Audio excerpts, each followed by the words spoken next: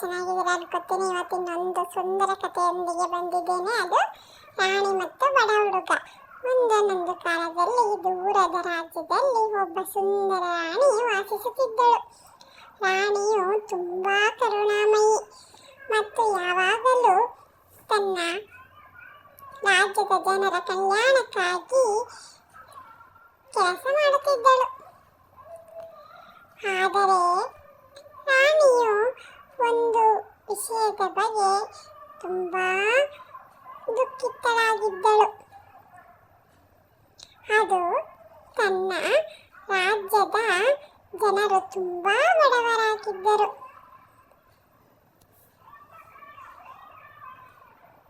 ಒಂದು ದಿನ ರಾಣಿ ಅರಮನೆಯಿಂದ ಹೊರಟು ಸಾಮ್ರಾಜ್ಯದ ಮಾರುಕಟ್ಟೆಗೆ ಹೋದಳು.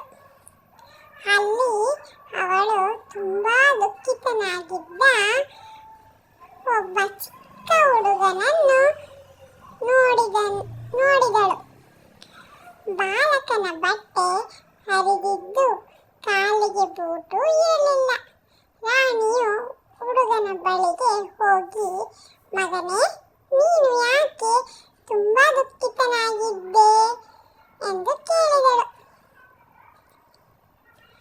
ಅದಕ್ಕೆ ಏನೂ ಇಲ್ಲ,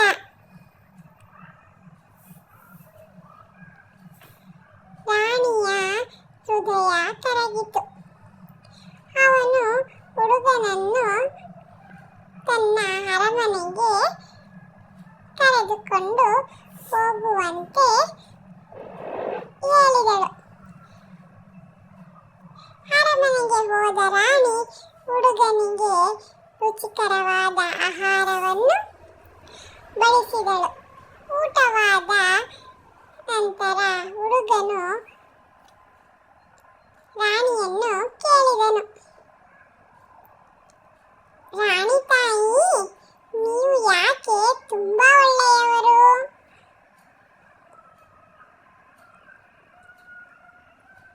ರಾಣಿಯು ನಗುತ್ತಾ ಹೇಳಿದಳು, ಮಗನೇ, ಪ್ರತಿಯೊಬ್ಬ ಮನುಷ್ಯನು ದುಃಖಿತನಾಗಿರುವುದನ್ನು ನೋಡಿ ನನ್ನ ಹೃದಯಕ್ಕೆ ನೋವಾಗುತ್ತದೆ.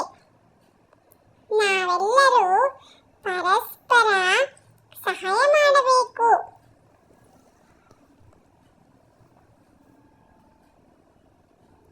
ಈ ಘಟನೆಯ ನಂತರ ರಾಣಿ ತನ್ನ ರಾಜ್ಯದ ಬಡ ಜನರಿಗೆ ಸಹಾಯ ಮಾಡಲು ನಿರ್ಧರಿಸಿದಳು.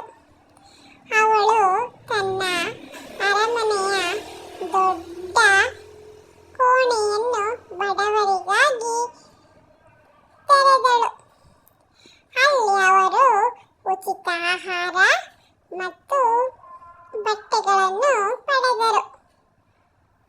ರಾಣಿಯು ತನ್ನ ರಾಜ್ಯದಲ್ಲಿ ಯಾರೂ ಹಸಿವಿನಿಂದ ಮಲಗದಂತೆ ಧಾನ್ಯದ ಗೋದಾಮುಗಳನ್ನು ನಿರ್ಮಿಸಿದಳು.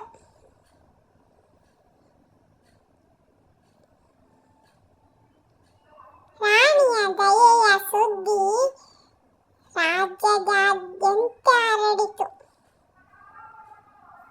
ಜನರು ರಾಣಿಯನ್ನು ತುಂಬಾ ಪ್ರೀತಿಸುತ್ತಿದ್ದರು. ಆದರೆ ರಾಣಿಯ ಸಂತೋಷ ಹೆಚ್ಚು ದಿನ ಉಳಿಯಲಿಲ್ಲ. ಒಂದು ದಿನ ರಾಜ್ಯದಲ್ಲಿ ಮಹಾಕ್ಷಾಮ ಉಂಟಾಯಿತು. ಬೆಳೆಗಳು ಒಣಗಿ ಜನರು ಹಸಿವಿನಿಂದ ಸಾಯಲಾರಂಭಿಸಿದರು. ರಾಣಿಗೆ ತುಂಬಾ ದುಃಖವಾಯಿತು. ಅವಳು ತನ್ನ ರಾಜ್ಯದ ಜನರನ್ನು ಉಳಿಸಲು ಬಹಳಷ್ಟು ಮಾಡಿದಳು. ಅವಳು ತನ್ನ ಅರಮನೆಯಲ್ಲಿದ್ದ ಚಿನ್ನ ಬೆಳ್ಳಿಯನ್ನೆಲ್ಲ ಮಾರಿ ಆ ಹಣದಿಂದ ಧಾನ್ಯಗಳನ್ನು ಖರೀದಿಸಿದಳು. ಆದರೆ ಇಷ್ಟು ಧಾನ್ಯವು ಎಲ್ಲ ಜನರಿಗೆ ಸಾಕಾಗಲಿಲ್ಲ.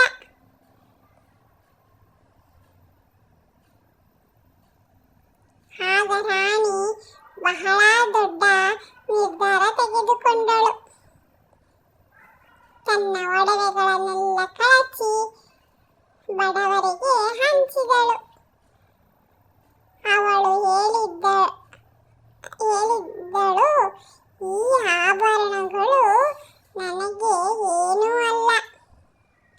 ನಾನು ನನ್ನ ಜನರನ್ನು ಉಳಿಸಲು ಬಯಸುತ್ತೇನೆ.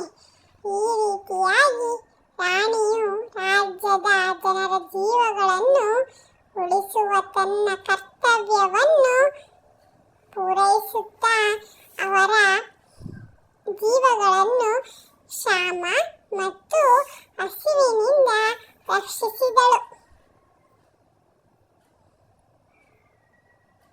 ರಾಣಿಯ ತ್ಯಾಗವನ್ನು ನೋಡಿದ ನಂತರ ಎಲ್ಲರೂ ತುಂಬಾ ಪ್ರಭಾವಿತರಾದರು. ಅವರು ರಾಣಿಯನ್ನು ದೇವತೆ ಎಂದು ಪರಿಗಣಿಸಿದರು.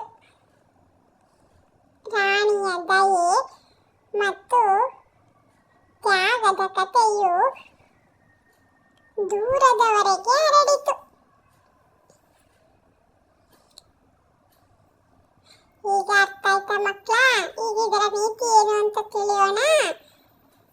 ಇದರ ನೀತಿ, ನಾವೆಲ್ಲರೂ ನಿಜ, ಪ್ರಾಮಾಣಿಕ, ದಯೆ ಮತ್ತು ತ್ಯಾಗದವರಾಗಿರಬೇಕು ಎಂದು ಈ ಕತೆ ನಮಗೆ ಕಲಿಸುತ್ತದೆ. ನಾವು ಯಾವಾಗಲೂ ಇತರರಿಗೆ ಸಹಾಯ ಮಾಡಬೇಕು ಮತ್ತು ಅವರ ದುಃಖದಲ್ಲಿ ಪಾಲ್ಗೊಳ್ಳಬೇಕು. ಈ ಕತೆ ಇಷ್ಟ ಆದರೆ ನನ್ನ ಚಾನಲ್ನ ಸಬ್ಸ್ಕ್ರೈಬ್ ಮಾಡಿ, ಲೈಕ್ ಮಾಡಿ, ಶೇರ್ ಮಾಡಿ, ಕಮೆಂಟ್ ಮಾಡಿ ಹಾಗೂ ಬೆಲ್ ಐಕಾನ್ನ